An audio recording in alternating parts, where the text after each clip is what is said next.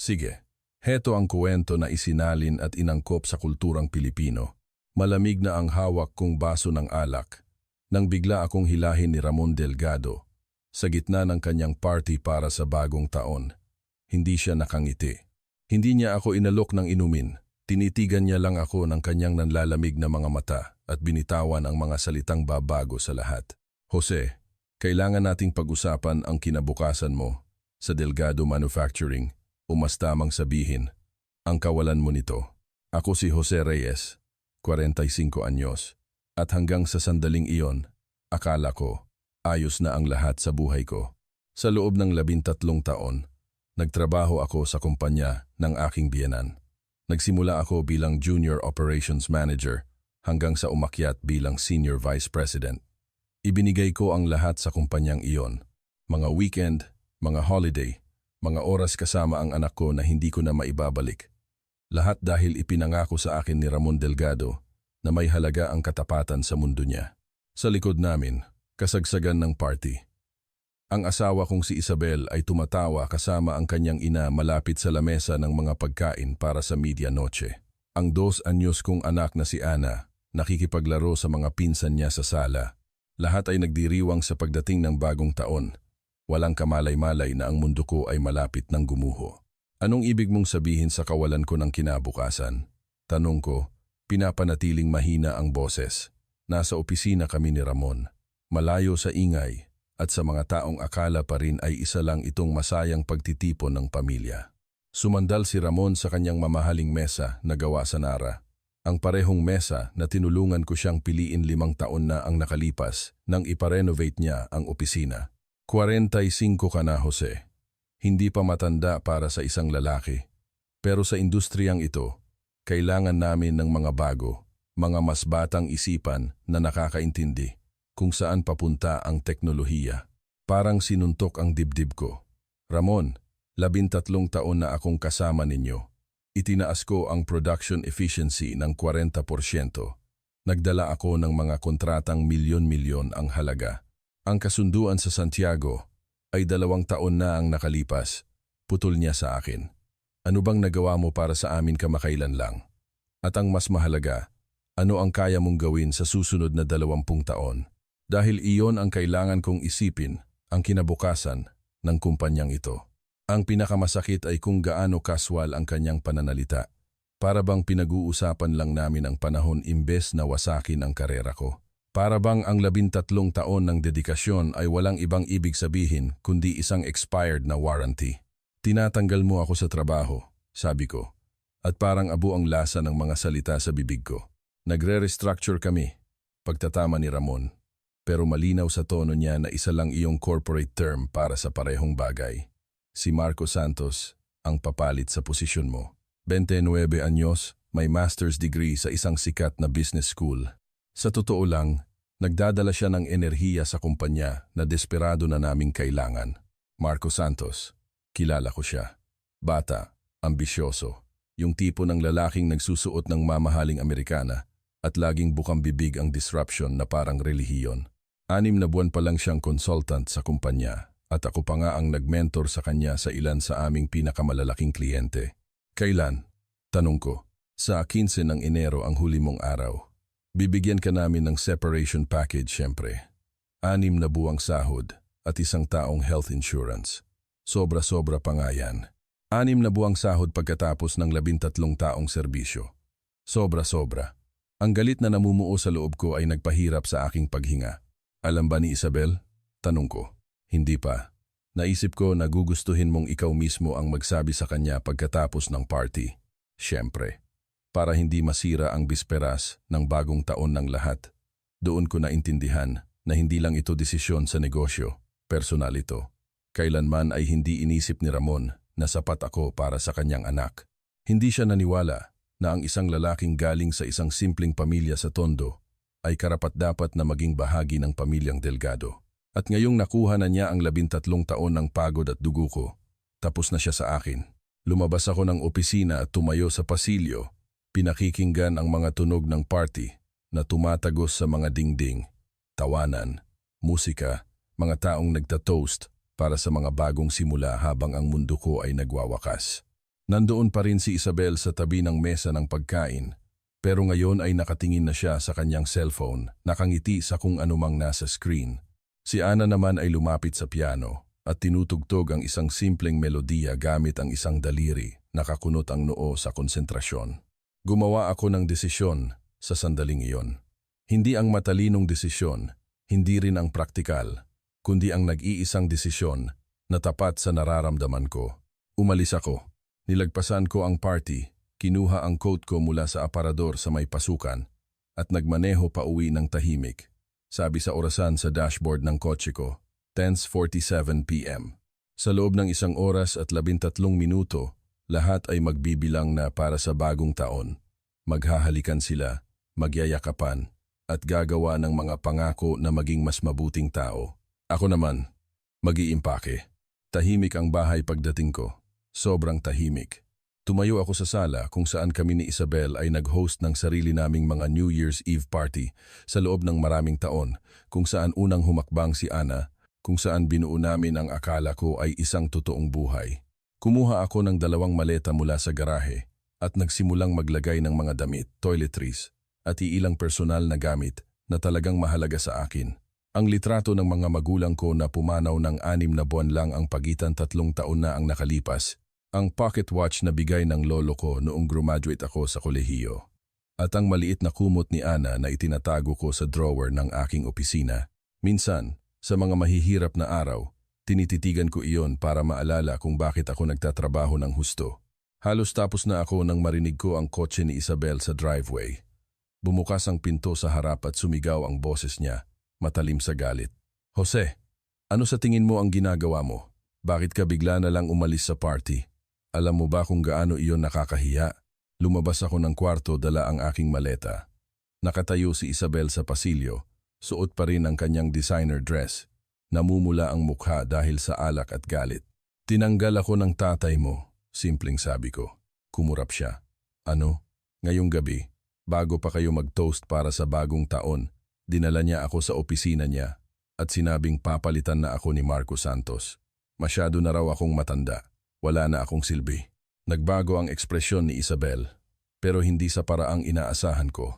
Walang gulat o galit para sa akin, kundi pagkalkula. Para bang sinusubukan niyang alamin kung paano ito makakaapekto sa kanya. Jose, sigurado akong hindi lang kayo nagkaintindihan.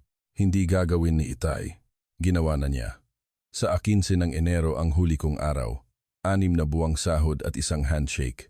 Ganoon lang pala ang katumbas ng 13 taon sa pamilyang Delgado.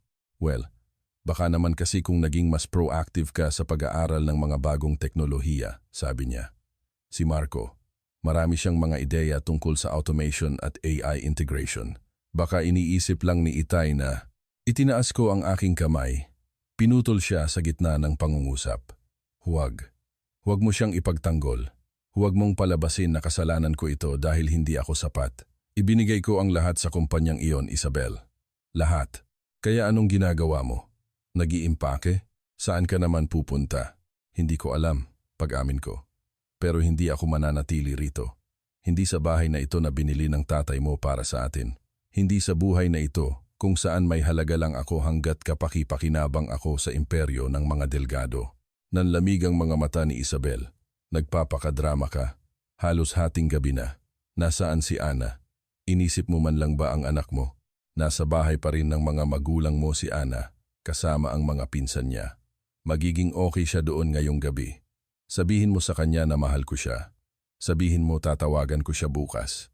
Jose, kapag lumabas ka sa pintong iyan, ano? Makikipag-divorce ka sa akin? Itinapon na ako ng pamilya mo, Isabel. Ano pa bang natitira? Kinuha ko ang aking mga maleta at nilagpasan siya. Hindi niya ako sinubukang pigilan. Nakatayo lang siya roon sa pasilyo. Hawak pa rin ang kanyang baso ng alak mula sa party. Pinapanood akong umalis na parang isang estranghero na hindi niya talaga kailanman nakilala. 11:38 p.m. Nasabi sa orasan ng kotse ko nang magsimula akong magmaneho. Wala akong patutunguhan. Nagmaneho lang ako. Pinapanood ang mga kalsada ng aming subdivision na maging highway. At pagkatapos ay ang lumang bahagi ng lungsod kung saan nakatayo ang Cubao Bus Terminal na parang isang relikya mula sa ibang panahon. Pumarada ako sa halos walang laman na parking lot at nanatili doon, nakatingin sa gusali. May iilang tao sa loob, kita sa maruruming salamin. Mga biyaherong papunta sa kung saan para sa bagong taon. Mga taong may mga plano at lugar na pupuntahan. Ako, wala. Walang plano, walang destinasyon. Tanging ang mga damit sa aking maleta at isang galit na dahan-dahang nagiging ibang bagay. Sakit, marahil, o simpleng pagod. Pumatak ang hating gabi habang nakaupo ako roon. Sa kung saan, may mga taong sumisigaw, naghahalikan, at gumagawa ng mga pangako tungkol sa mas magandang bukas. Sa kung saan, ang anak ko ay marahil nakatingin sa orasan ng kanyang mga lolo't lola habang nagbibilang ito pababa sa zero. Sa kung saan, sinasabi ni Isabel sa kanyang pamilya na nabaliw na si Jose, na umalis siya ng walang dahilan, na nagpapatunay na sa huli. Wala talaga siyang dugong Delgado. Bumaba ako ng kotse at pumasok sa istasyon. Ang ticket counter ay binabantayan ng isang binatang mukhang pagod na wala pang 20 anyos. Sa likod niya, isang departure board ang naglilista ng mga syudad na hindi ko pa napuntahan. Cebu, Davao, Baguio, Iloilo. Ano pong maitutulong ko, sir? Tanong ng binata. Magkano ang ticket papunta kahit saan? Tiningnan niya ako na parang nababaliw. Kailangan niyo pong pumili ng syudad, sir. Cebu, sabi ko. Pinipili ang una sa listahan. One way. Ang tiket ay nagkakahalaga ng EE 1,800. Ang bus ay aalis ng 2015 ng madaling araw. Mayroon akong 2 oras na pampalipas sa isang bus station sa bisperas ng bagong taon. Pinapanood ang mga lasing na pumapasok at lumalabas. Pinapanood ang mga pamilyang nagkikita-kita. Pinapanood ang buhay ng iba na nangyayari habang ang sa akin ay gumuho. Umupo ako sa isa sa mga matitigas. Naupo ang plastic at kinuha ang aking cellphone. May 43 na mensahe. Karamihan mula kay Isabel, mula sa galit hanggang sa desperasyon. 3 mula sa kanyang ina na nagtatanong kung nasaan ako at kung kailangan ko ng tulong. 2 mula kay Ana, ipinadala bago maghating gabi. Itay, nasaan ka? At Happy New Year, Itay. Hindi ko masagot ang alinman sa mga ito. Ano ang sasabihin ko? Na itinapon ako ng kanyang lolo na parang basura, na pumanig ang kanyang ina dito, na lahat ng binuo ko para sa kanya ay gumuho dahil hindi na ako bata, hindi nakapakipakinabang, hindi sapat na isang Delgado. Excuse me po, sir. Okay lang po ba kayo? Nag-angat ako ng tingin at nakita ang isang babae sa harap ko. Siguro mga 28 o 29 siya, may madilim na buhok na nakatali at mga matang nagpapakita ng tunay na pag-aalala. May dala siyang sling bag at isang tasa ng kape, bihis na parang kalalabas lang ng opisina kahit hating gabi na. Okay lang ako, automatikong sabi ko. Pero pumiyok ang boses ko sa pangalawang salita. Umupo siya sa upuan sa tabi ko. Hindi inanyayahan pero hindi rin nakakagambala. Hindi ka mukhang okay. Mukha kang isang taong kararating lang mula sa pinakamasamang gabi ng buhay niya. Mayroong isang bagay sa kanyang prangkang pananalita na nagpabagsak sa mga pader na itinatayo ko. Siguro dahil estranghero siya. Siguro dahil wala na akong mawawala. Tinanggal ako ng biyenan ko ngayong gabi, sabi ko, at bumuhos ang mga salita sa New Year's Eve party niya. Pagkatapos ng 13 taon sa kanyang kumpanya, sabi niya masyado na akong matanda, wala na akong silbi. Sabi niya, papalitan na ako ng isang 29 anyos na may MBA na akala mo alam na ang lahat. Dahan-dahang tumango ang babae. Grabe yan. I'm sorry. At ang asawa ko, tumawa ako ng mapait. Ang asawa ko, pumanig sa kanya. Hindi man lang kinuwestiyon. Naghanap lang agad ng dahilan para sa tatay niya na parang kasalanan ko. Kaya tumatakas ka. Umaalis ako. May pagkakaiba. Mayroon nga ba? Sumimsim siya sa kanyang kape. Saan ka dadalhin ng bus ticket na yan? Cebu? O baka sa wala? Hindi ko na alam.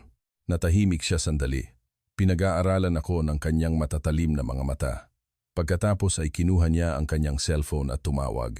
Itay, sabi niya nang may sumagot. Nahanap ko na siya. Tinitigan ko siya. Ano? Oo. Sigurado ako. Patuloy niya sa telepono. Nakatingin ng diretso sa akin. Nasa bus station siya. Bumili ng tiket papuntang Cebu. Malapit nang itapon ang 13 taon ng karanasan dahil sa isang mayabang na mayaman na nagkumbinsi sa kanya na wala siyang halaga. Sino ka? Tanong ko. Pero itinaas niya ang isang daliri, nakikinig pa rin sa kung sino man ang nasa kabilang linya. Sige, ako na ang magdadala sa kanya. Ibinaba niya ang tawag at bumaling sa akin. Ang pangalan ko ay Sofia De Leon. Ang tatay ko ay si Andres De Leon. Siya ang nagpapatakbo ng De Leon Industrial Solutions. Tumama sa akin ang pangalan na parang tren.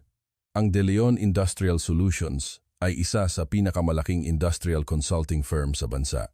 Espesyalista sila sa pag-ahon sa mga nalulujing kumpanya, pag-optimize ng mga operasyon, at pagliligtas sa mga negosyong namamatay. Bakit ka nandito? Halos hindi ko masabi. Dahil pinapunta ako ng tatay ko para hanapin ang isang tao. Isang partikular na tao. Isang taong nagpataas ng production efficiency ng 40% sa Delgado Manufacturing. Isang taong nakakuha ng kontrata sa Santiago laban sa 3 mas malalaking kakompetensya. Isang taong, sa tingin ko, ay sapat na ang kahangalan para isiping tapos na siya sa edad na 45. Hindi ko maproseso ang naririnig ko. Paano mo nalaman? 2 taon ka nang sinusubaybayan ng tatay ko, Ginoong Reyes. Hinihintay niya ang araw na magiging sapat na ang katangahan ni Ramon Delgado para pakawalan ka.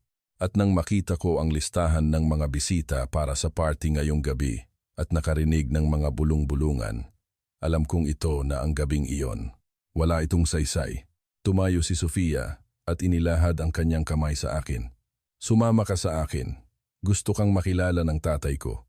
At maniwala ka sa akin, ang iaalok niya ay mas maganda kaysa sa isang bus ticket papuntang Cebu at isang buhay na puno ng pagtatanong kung ano sana ang nangyari. Tiningnan ko ang kanyang kamay, pagkatapos ay ang departure board, at muli sa kanya. Bawat bahagi ng utak ko ay sumisigaw na isa itong kabaliwan.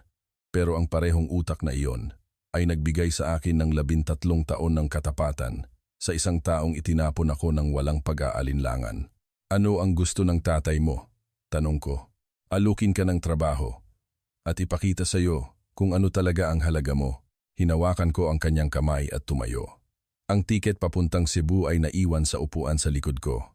Natututunan ko na ang ilang mga paglalakbay ay hindi nakatakdang mangyari, na ang ilang mga pagtatapos ay simula lamang na nagkukubli.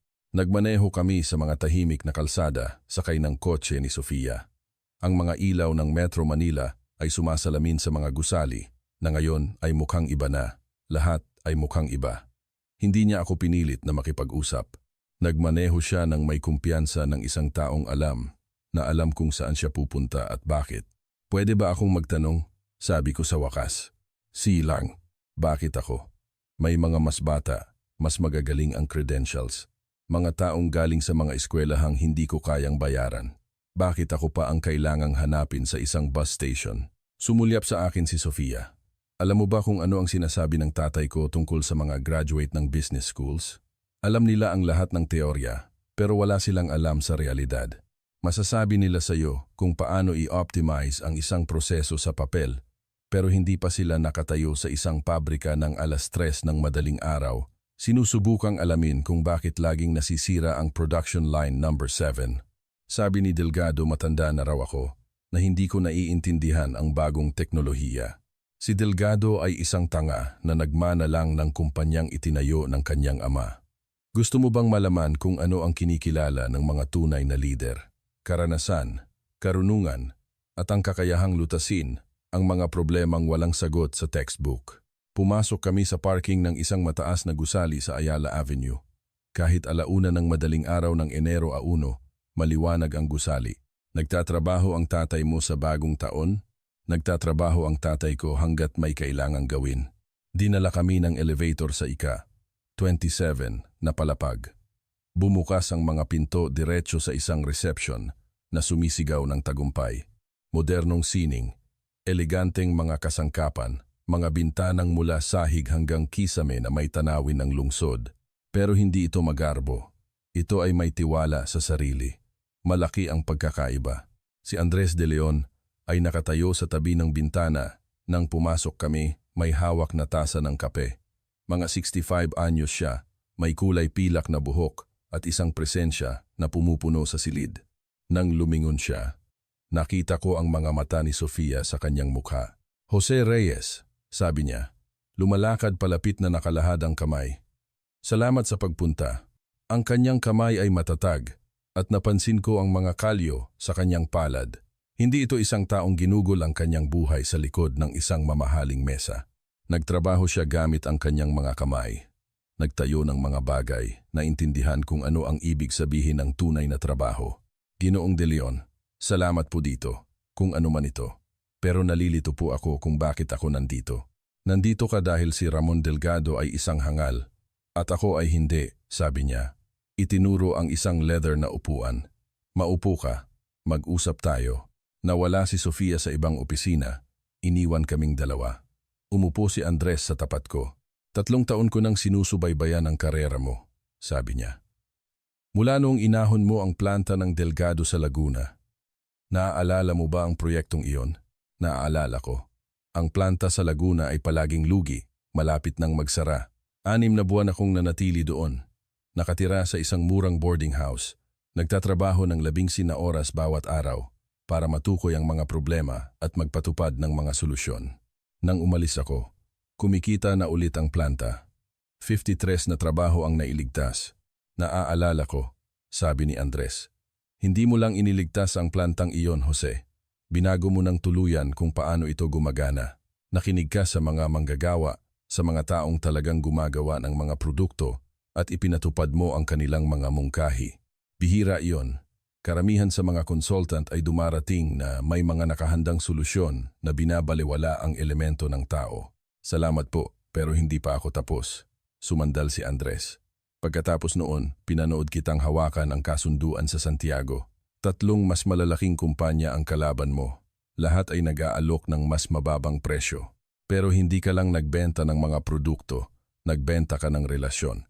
Naintindihan mo kung ano ang kailangan ng Santiago, hindi lang kung ano ang hinihiling nila. Ginoong De Leon, bakit niyo po sinasabi sa akin ito? Dahil gusto kong pamunuan mo ang aking operations division. Buong autonomiya, isang 7-figure na sahod na may mga performance bonus at isang bahagi sa kumpanya. Pangangasiwaan mo ang 12 regional manager at magiging responsable ka sa 500 milyon na taunang operasyon. Tumama sa akin ang mga numero na parang malamig na tubig. Iyan ay higit pa sa kinikita ko kay Delgado. Iyan ang halaga mo, Jose. Ang halaga mo noon pa man.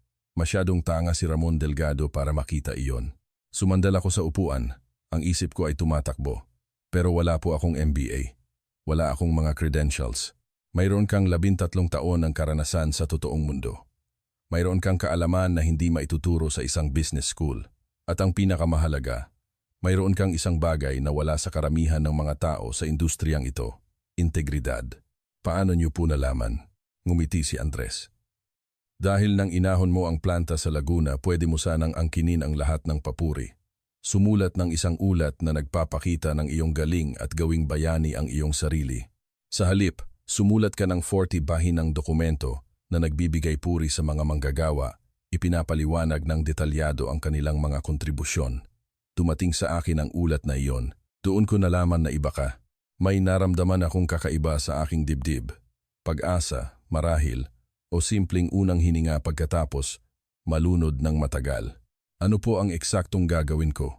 Ayusin ang mga sirang kumpanya. Kami ay mga consultant para sa mga negosyong nalulugi. Ang trabaho mo ay alamin kung bakit at magpatupad ng mga solusyon.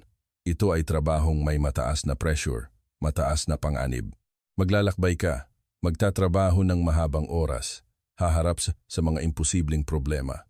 Pero magbabago ka rin ng buhay, magliligtas ng mga trabaho, at magtatayo ng isang bagay na mahalaga. Ito ang lahat ng gusto kong gawin kay Delgado, pero hindi ako pinayagan.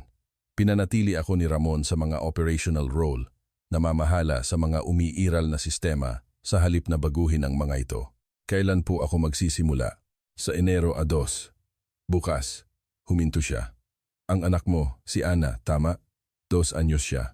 Ang katotohanang alam niya ang pangalan ng anak ko ay dapat nakakabahala, pero hindi. Ito ay masusi. Ipinapakita nito na ginawa niya ang kanyang takdang aralin. Paano niyo po nalaman tungkol kay Ana? Dahil trabaho kong kilalanin ang mga taong kinukuha ko. Magdi-divorce ka. Malapit na po. Tumango si Andres. Kung gayon, kakailanganin mo ng flexibility para sa mga custody arrangement. Pwede kang mag-work from home 2 araw sa isang linggo. Magkakaroon ka ng buong kontrol sa iyong schedule, basta't natatapos ang trabaho. Parang napakaganda naman po nito para maging totoo. Hindi. Ito lang ang nangyayari kapag may isang taong kumikilala sa halaga mo sa halip na pagsamantalahan ito. Tumingin ako sa bintana, sa syudad, sa kung saan marahil ay tinatawagan ni Isabel ang kanyang ama. Sinasabi sa kanya na umalis na ako. Si Ana ay marahil umiiyak, nagtataka kung bakit wala ang kanyang ama sa paggising niya sa araw ng bagong taon. Si Ramon Delgado ay marahil nagpaplano na kung paano ipapalabas na nag-resign ako sa halip na tinanggal. Paano po ang Delgado Manufacturing? Tanong ko. Hindi po ba magkakaroon ng conflict of interest? Tumawa si Andres. Matagal nang nagbebenta si Ramon Delgado ng mas mababa sa presyo ng kanyang mga kakompetensya, ginagawang imposible para sa mga mas maliliit na kumpanya na mabuhay. Hindi ako nakikipagnegosyo sa mga taong tulad niya, at hindi ka na rin. Kaya ito rin po ay tungkol sa pagpapabagsak sa kanya. Ito ay tungkol sa pagbibigay sa iyo ng karerang nararapat sa iyo. Kung sa proseso ay maipakita kay Ramon ang pagkakamaling ginawa niya, bonus na lang iyon. Bumalik si Sofia na may dalang folder. Ang kontrata mo, sabi niya. Inilalagay ito sa mesa. Standard non-compete clause, benefits package, mga detalye ng equity. Basahin mo. Kung gusto mong ipatingin sa isang abogado, pwede tayong maghintay. Kinuha ko ang folder. Ang sahod sa unang pahina ay higit pa sa kinita ko sa loob ng 2 taon kay Delgado. Ang equity ay magiging milyon-milyon ang halaga kung magpapatuloy ang paglago ng kumpanya. Bakit? Sofia, bigla akong tanong. Bakit ipapadala ang sarili mong anak para hanapin ako sa isang bus station? Ngumiti si Andres. Dahil magaling kumilatis ng tao si Sofia at dahil gusto kong makita mo na pinapahalagahan ng kumpanyang ito ang pamilya. Nakikipagtrabaho ako sa aking anak dahil magaling siya, hindi dahil anak ko siya. Dito, ang merito ang mahalaga, Jose. Iyon ang kulturang binuo namin. Naisip ko si Ramon Delgado na nagbigay sa kanyang sariling manugang ng 13 taon ng pagod at walang respeto. Na kinuha si Marco Santos dahil maganda siya sa papel, hindi dahil pinaghirapan niya ang posisyon. Tinatanggap ko. Narinig kong sabi ng boses ko. Tumayo si Andres at muling inilahad ang kanyang kamay. Welcome sa De Leon Industrial Solutions. Magsisimula ka bukas, 9:00. Ipapakita sa iyo ni Sofia ang iyong opisina at ipapakilala ka sa team. Bukas po ay Enero 1 at mayroon kang 5 milyon na operasyon na kailangan mong aralin. Naghihintay sa iyo ang team. Nagkamay kami at naramdaman kong may nagbago sa loob ko. Hindi lang ginhawa, kundi layunin, direksyon. Ang pakiramdam na hindi pala ito isang katapusan. Dinala ako ni Sofia sa isang apartment hotel malapit sa opisina. Sagot ng kumpanya ang 2 buwan habang inaayos mo ang iyong tirahan, sabi niya.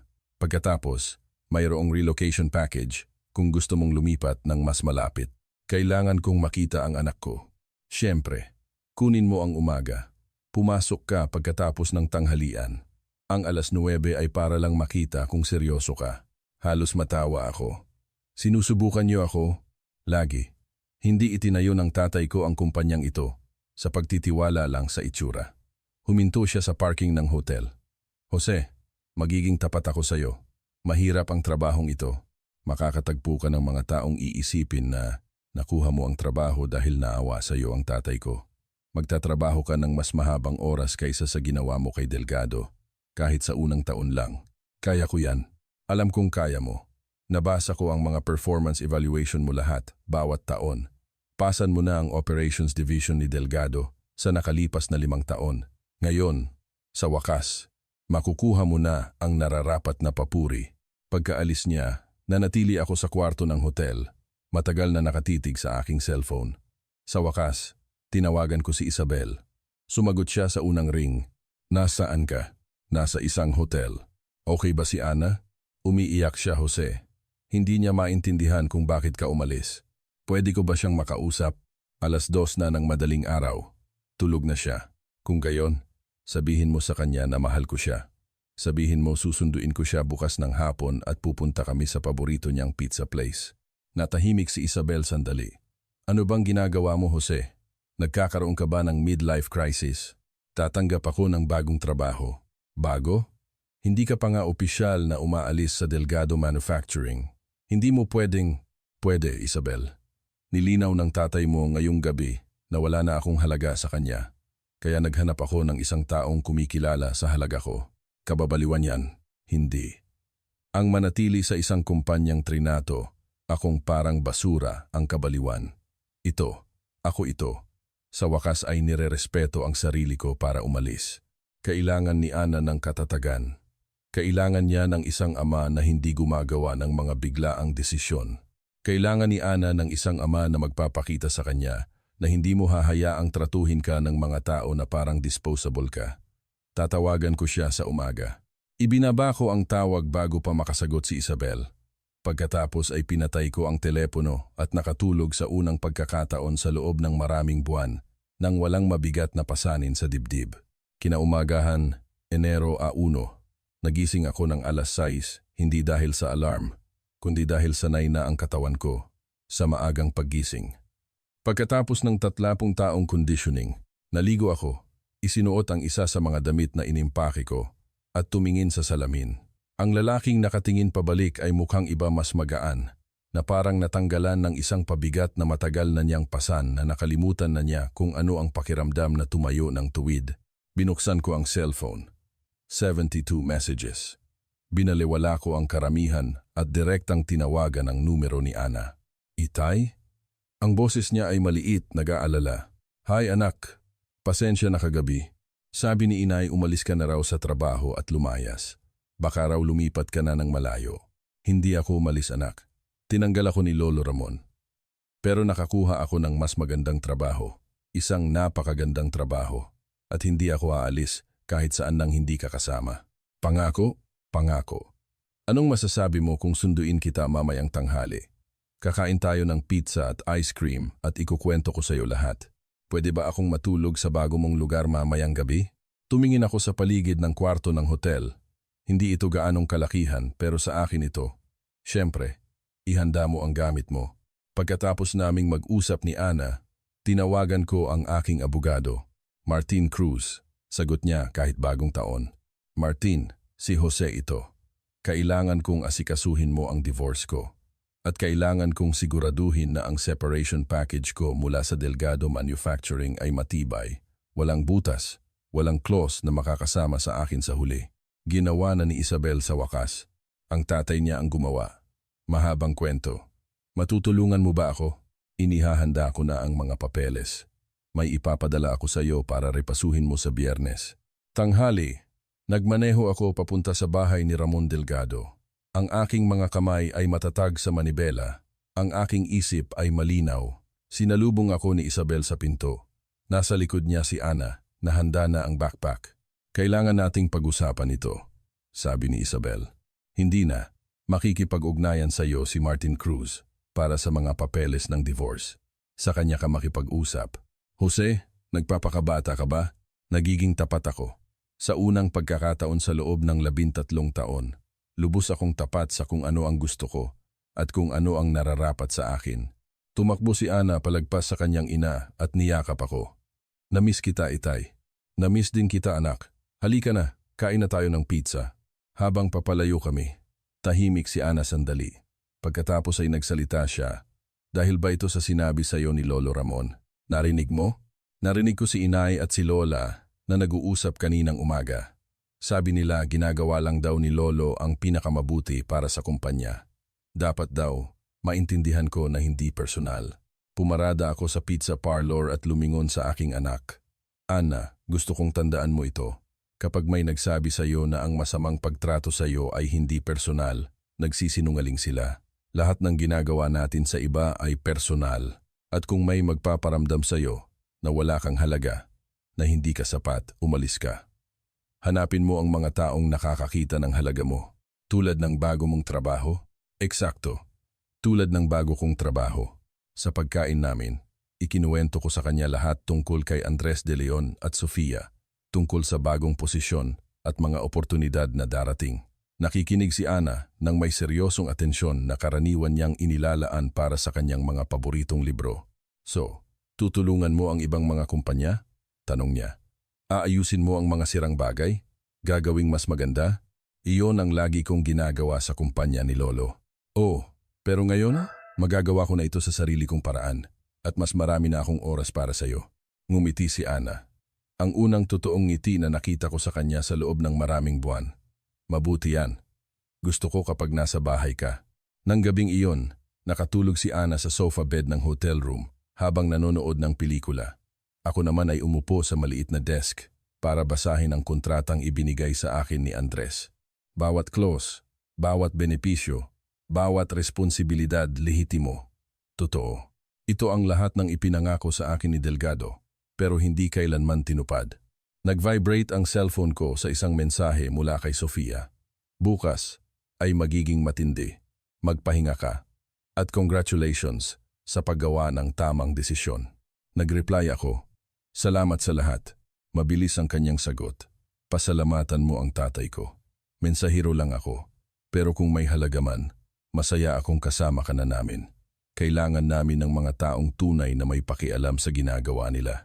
Kinaumagahan, inihatid ko si Ana kay Isabel bago tumuloy sa headquarters ng De Leon Industrial Solutions. Abala ang opisina kahit Enero a 2. Ang mga tao ay kumikilos ng may layunin. Sinalubong ako ni Sofia sa elevator. Handa ka na? Sa abot ng aking makakaya. Giniya niya ako sa paligid ng opisina. Ipinakikilala sa mga miyembro ng team na desperado kong sinasaulo ang mga pangalan. Nariyan si Marcos, ang logistics coordinator. Si Sarah, ang operations analyst na nagtapos sa isang kilalang universidad sa edad na 99. At si David, ang regional manager na nakaahon na ng 3 planta sa loob ng 2 taon. Lahat sila ay bata, talentado, at nakatuon sa trabaho. Walang politika, walang sipsipan, kundi husay at respeto. Ang opisina ko ay nasa 17 na palapag. May mga bintanang tanaw ang syudad. 3 beses itong mas malaki kaysa sa opisina ko sa Delgado. May totoong desk at sapat na espasyo para mag-isip. Team meeting sa loob ng 30 minuto, sabi ni Sofia. Ipapakita mo ang iyong approach sa operations management.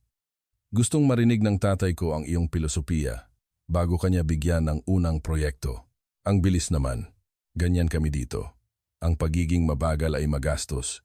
Ang mabilis at matalino ang nananalo. Puno ang conference room. 23 na tao ang nakatingin sa akin na may mga ekspresyong mula sa pag-uusisa hanggang sa pagdududa. Nasa dulo ng mesa si Andres. Kalmado at nag-aabang. Lahat kayo. Ito si Jose Reyes. Siya na ang hahawak sa Operations Division, sabi niya. Jose, sayo na ang sahig.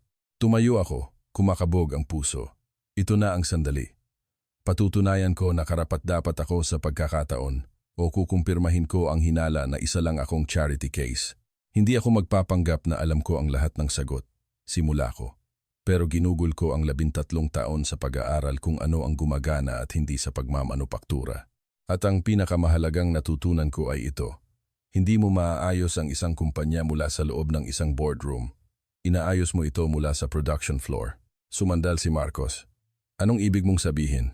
Ang ibig kong sabihin, ang mga taong talagang gumagawa ng trabaho ay mas maraming alam tungkol sa kung ano ang sira kaysa sa sinumang consultant. Ang trabaho ko ay hindi ang dumating na may mga nakahandang solusyon. Ito ay ang makinig, matuto, at magpatupad ng mga pagbabagong may katuturan para sa bawat partikular na sitwasyon. Nagtaas ng kamay si Sarah. Pero paano ang standardization? Ang efficiency sa maraming planta, mahalaga ang standardization, pero hindi sa kapinsalaan ng pagiging epektibo. Bawat planta ay iba-iba. Iba't ibang manggagawa, iba't ibang kagamitan, iba't ibang hamon. Kailangan mong iakma ang iyong approach sa realidad sa lugar. Sunod-sunod ang mga tanong. Matitinding matatalinong tanong na pumilit sa aking ipagtanggol ang aking filosofiya gamit ang mga partikular na detalye. Sa pagtatapos ng 1 oras, pagod na ako pero masaya. Tumango si Andres nang may pag-apruba. Ang una mong assignment ay ang planta sa Batangas. Lugi sila ng 10 milyon kada buwan at gusto na itong isara ng kliyente. Mayroon kang 90 na araw para iahon ito o irekomenda ang pagsasara. Sasama sa iyo si Sofia bilang iyong lead analyst. 90 na araw, 10 milyon kada buwan na lugi. Nakasalalay ang lahat sa unang proyekto ko. Kailan tayo aalis? Tanong ko. Bukas ng umaga, alas 6 na flight. Nang gabing iyon, tinawagan ko si Ana para mag-good night. Pupunta ako sa Batangas ng ilang panahon, anak, pero uuwi ako tuwing weekend para ayusin ang mga sirang bagay. Eksakto. Proud ako sa iyo, Itay. Ang 4 na salitang iyon ay mas makabuluhan kaysa sa anumang sahod, titulo o pagpapatunay mula kay Andres de Leon. Proud sa akin ang anak ko. Iyon ang mahalaga. Ang planta sa Batangas ay mas malala pa sa inaasahan ko. Makalumang kagamitan, mga manggagawang walang gana, at isang pamunuan na matagal nang nawalan ng koneksyon. Pero para dito ako si Nanay. 3 araw kaming nakinig lang ni Sofia.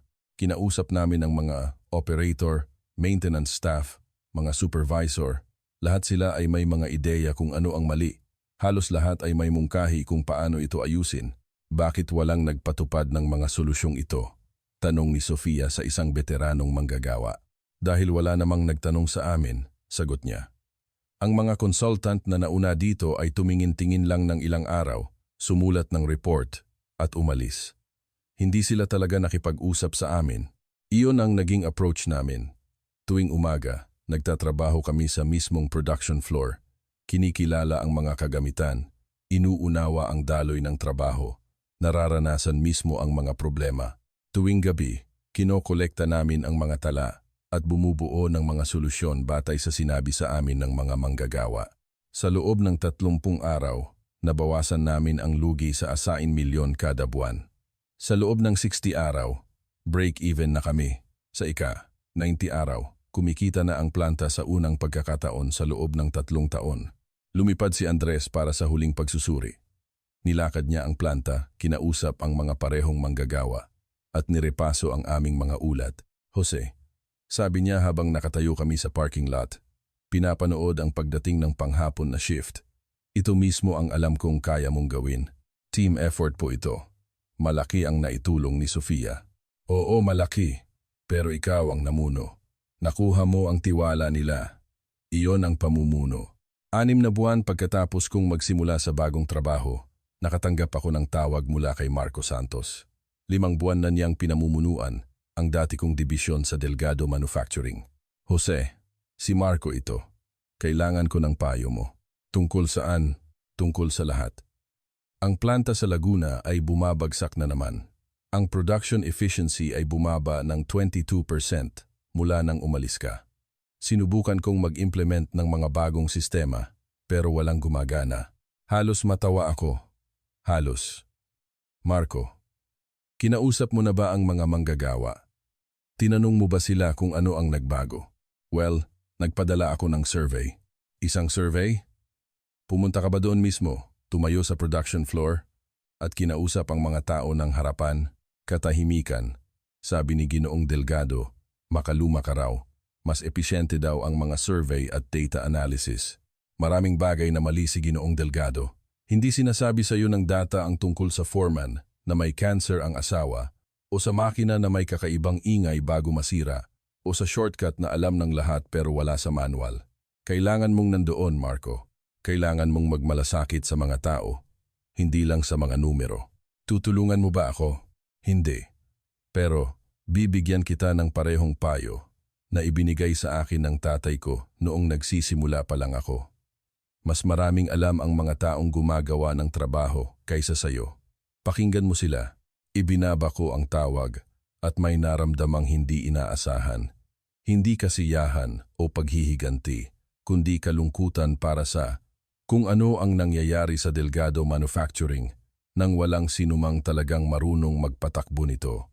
1 taon pagkatapos kong umalis sa Delgado, na-promote ako bilang Executive Vice President sa De Leon Industrial Solutions. Pinangasiwaan ko ang 47 na planta, pinamahalaan ang 200 na empleyado, at inahon ang 9 na nalulujing operasyon. Tuwing weekend, kasama ko si Ana sa bago kong bahay. Si Isabel ay nagpakasal ulit sa isang corporate lawyer na mas marami pang oras sa trabaho kaysa sa akin noon. Mukha siyang masaya, at tunay na masaya ako para sa kanya. Ang kumpanya ni Ramon Delgado ay nagsimulang mawalan ng mga malalaking kontrata. Hindi masaya ang mga kliyente sa pagbaba ng kalidad. Nag-resign si Marco Santos pagkatapos ng 8 buwan, sunog at wasak sa isang posisyong hindi siya handa. Hindi ako natuwa rito. Naramdaman ko lang ang pasasalamat na nakahanap ako ng mga taong nagpapahalaga sa kung ano ang kaya kong ibigay. Dumating ang tawag isang Martes ng hapon. Pumasok si Sofia sa opisina ko, hawak ang cellphone. Kailangan mong makita ito. Isang artikulo ng balita. Delgado Manufacturing, nag-file ng bankruptcy. Binasa ko ang mga detalye ng dahan-dahan. 3 taon ng bumababang kita, mga bigong pagtatangka sa modernisasyon, pagkawala ng mga pangunahing kliyente. Bababa na sa pwesto si Ramon Delgado bilang CEO. Anong nararamdaman mo? Tanong ni Sofia. Nalulungkot. Nag-iimpleyo ang kumpanyang iyon ng 300 katao. Mawawalan silang lahat ng trabaho dahil masyadong mayabang si Ramon para kilalanin kung ano ang mayroon siya. Pwede mo itong bilhin. Tiningnan ko siya. Ano? Kinakalkula na ni Itay ang mga numero. Maaaring mabili ang Delgado Manufacturing sa halagang 150 milyon. Barya lang yan sa portfolio natin. Ikaw ang pwedeng magpatakbo nito. Ayusin ito. Iligtas ang mga trabahong iyon. Ang ideya ay nakakabaliw at perpekto ng sabay. Naisip ko ang 300 na manggagawang iyon, mga taong nakatrabaho ko sa loob ng 3 taon, mga kaibigan, kasamahan, mga taong may pamilya, at mga bayarin na ang buhay ay malapit ng masira. Ay, set mo ang meeting. 3 linggo pagkatapos, pumasok ako sa opisina ni Ramon Delgado bilang bagong CEO ng Delgado Manufacturing. Pareho ang gusali, pareho ang mga muebles, pero lahat ng iba pa ay iba na. Nandoon pa rin si Ramon, kinukuha ang kanyang mga personal na gamit. Nag-angat siya ng tingin at may isang bagay sa kanyang ekspresyon na gumuho. Jose, Ramon, pumarito ka para magyabang? Hindi. Pumarito ako para iligtas ang trabaho ng 300 katao na hindi nararapat magdusa dahil sa mga maling desisyon mo. Napaupo siya sa kanyang silya. Nagkamali ako tungkol sa'yo. Oo, nagkamali ka. Pero hindi ako nandito para diyan. Nandito ako dahil may halaga pa rin ang kumpanyang ito. May talento pa rin ang mga manggagawa. May mga pangangailangan pa rin ang mga kliyente. Nakalimutan mo lang kung paano i-konekta ang mga bagay na iyon. Anong gagawin mo? Aayusin ko ito. Sa parehong paraan na inayos ko ang 9 na ibang kumpanya. Sa pamamagitan ng pakikinig sa mga taong talagang gumagawa ng trabaho. Dahan-dahang tumango si Ramon. Sabi ni Isabel, masaya ka raw. Si Ana, kinukwento ka na parang isang bayani. Hindi ako bayani. Isa lang akong lalaki na sa wakas ay naintindihan na ang halaga ko ay hindi nagmumula sa opinyon ng ibang tao. Nagmumula ito sa kung ano ang alam kong kaya kong gawin. Tumayo siya at inilahad ang kanyang kamay. Good luck, Jose. Nararapat sa kumpanyang ito ang isang taong may pakialam dito. Nagkamay kami at pinanood ko siyang lumabas ng opisina na naging kanya sa loob ng 13 taon. Pagkatapos ay tinawagan ko si Sofia. Tipunin mo ang team. May trabaho tayong gagawin. Sa sumunod na 18 buwan, tuluyan naming inahon ang Delgado Manufacturing. Nakuha namin pabalik ang mga dating kliyente. In-upgrade ang mga kagamitan at proseso. Si Ana ay 14 anyos na. Sapat na ang edad para maintindihan ang nangyari. Nagsimula siyang pumunta sa opisina tuwing weekend. Pinapanood kung paano kami nagpapatakbo at nagtatanong ng mga matatalinong tanong tungkol sa pamumuno. Itay, sabi niya isang Sabado ng hapon, bakit sa tingin mo hindi nagawa ni Lolo Ramon ang ginagawa mo? Dahil minana niya ang kumpanya. Hindi niya kailangang magtayo ng kahit ano mula sa simula. Hindi niya natutunan na ang respeto ay pinaghihirapan, hindi ibinibigay. Galit ka ba sa kanya? Hindi. Naaawa ako sa kanya. Mayroon siyang isang bagay na mahalaga at hindi niya ito nakilala hanggang sa mawala ito. Totoo iyon para sa kumpanya at para sa akin. Kumatok si Sofia sa pinto. Family meeting. Gusto tayong makita lahat ng tatay ko. Sa headquarters ng De Leon Industrial Solutions, tinipon ni Andres ang buong executive team. Nakamit natin ang isang record-breaking na taon, anunsyo niya. Ang kita ay tumaas ng 40% at ang pagbili sa Delgado Manufacturing ay nagbukas ng mga pinto na hindi natin inaasahan. Tumingin siya ng diretso sa akin. Jose, nalampasan mo ang lahat ng inaasahan. Ginawa mong simula ng pagbabago hindi lang sa iyong buhay, kundi sa maraming kumpanya at libu-libong buhay, ang isang pagbagsak sa isang bus station. May tulong po ako, sabi ko. Natagpuan ako ni Sofia. Binigyan niyo ako ng pagkakataon. Ang mga team ang gumawa ng tunay na trabaho, pero ikaw ang gumabay sa kanila. Iyon ang mahalaga. Pagkatapos ng meeting, kinausap ako ni Andres. Magre-retiro na ako sa loob ng 2 taon. Si Sofia ang papalit bilang CEO, pero gusto kita bilang presidente at COO. Ikaw ang mamamahala sa buong operations. Andres, hindi ko alam kung anong sasabihin. Sabihin mong oo. At tandaan mo, ang taong nagsabi sa iyo na masyado ka ng matanda at wala ng silbi ay takot lang sa isang taong talagang marunong gawin ang trabaho. Pumayag ako, syempre. At habang nagmamaneho pa uwi ng gabing iyon, naisip ko ang sandaling iyon sa bus station noong tila wala ng pag-asa at isang estrangherong may mabait na mga mata ang nagtanong sa akin kung okay lang ako. Minsan, ang pagiging wasak ang tanging paraan para matuklasan kung saan ka talaga gawa. Minsan, ang mga taong nagtatapon sa iyo ay nagbibigay lang ng espasyo para sa mga taong kikilala sa iyong halaga. At minsan, ang pinakamagandang paghihiganti ay hindi paghihiganti. Ito ay simpleng pamumuhay ng maayos, pagtatayo ng isang bagay na totoo, at pagpapakita sa mga minaliit ka kung ano mismo ang kanilang nawala. Ako si Jose Reyes, 48 anyos, ang presidente at COO ng De Leon Industrial Solutions at ang CEO ng Delgado Manufacturing. Ako ay ama ng isang kahanga-hangang anak na mas matalino na kaysa sa akin. At 3 taon na ang nakalipas, nakaupo ako sa isang bus station. Iniisip na tapos na ang buhay ko, samantalang nagsisimula pa lang pala ito. Ang iyong halaga ay hindi tinutukoy ng mga taong hindi ito nakikita. Minsan, ang pinakamagandang pwedeng mangyari ay may isang taong makakita sa halaga mo sa panahong halos hindi mo na ito makita sa iyong sarili. Tandaan mo, hindi ka kailanman masyadong matanda, hindi ka masyadong wasak, at hindi pa huli ang lahat para magsimulang muli at bumuo ng isang bagay na mas mahusay kaysa sa nawala sa iyo.